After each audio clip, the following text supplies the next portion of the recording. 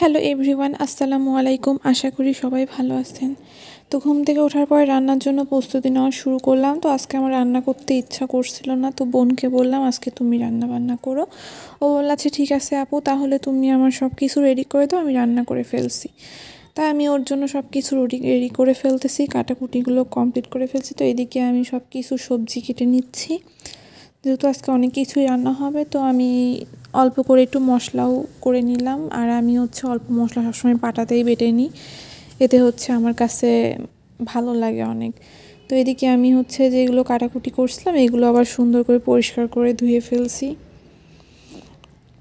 এই তো আমার সব কিছু প্রায় ধোয়া শেষ। এরপরে এই যে সব কিছু রেডি করে ফেললাম।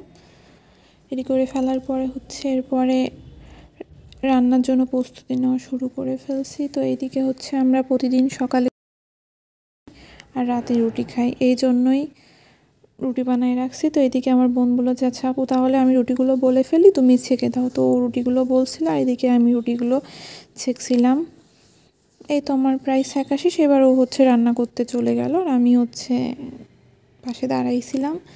এই তো আগে বড়িগুলোকে একটু ভালো করে ভেজে নিলে এটাতে সবজি রান্না করবে। তো এবার তেলের উপরে পাঁচফোড়ন আর পেঁয়াজ মরিচগুলো দিয়ে দিল, এটাকে হালকা করে ভেজে নিল। নেওয়ার পরে এর মধ্যে অল্প একটু পানি দিল, দিয়ে এর মধ্যে সব রকম মশলাগুলো দিয়ে দিল। আগে থেকে বাটা মশলাটা দিয়ে দিল, তার মধ্যে হলুদের গুঁড়া, একটু জিরে গুঁড়া আর লবণ দিয়ে ভালো করে কষায় তার মধ্যে সবজিগুলো দিয়ে দিয়েছিল, দিয়ে একটু কষার মধ্যে পালং শাকগুলো দিয়ে দিল। এই তো এরপরে টমেটোগুলোও দিয়ে দিল, দেওয়ার পরে এর মধ্যে পানি দিল, দিয়ে একটু বলক ওঠার পরে বড়িগুলো দিয়ে দিয়েছিল। এই তো প্রায় রান্নাটা কমপ্লিট হয়ে গেছে।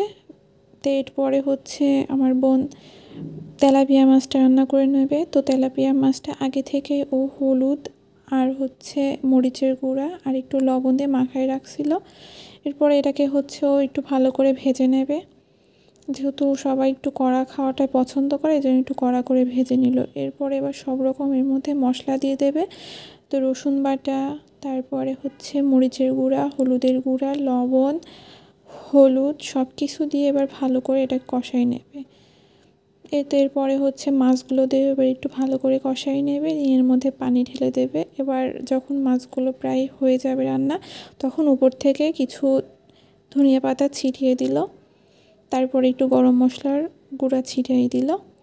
এই তো রান্নাটাও প্রায় কমপ্লিট। এরপরে পুঁইয়ের ফল আলু দিয়ে ভাজি করে নিল আমার বোন। এই তো রান্নাবান্না আজকের মতন এতটুকুই শেষ। এরপরে আমি খেয়ে নেব। তো আমি সবজিটা দিয়েই খাচ্ছি, যেহেতু আমার এটা বেশি ভালো লাগে শীতকালীন এই সবজিটা খেতে। এটাই আমি রুটি দিয়ে খেয়ে নেব।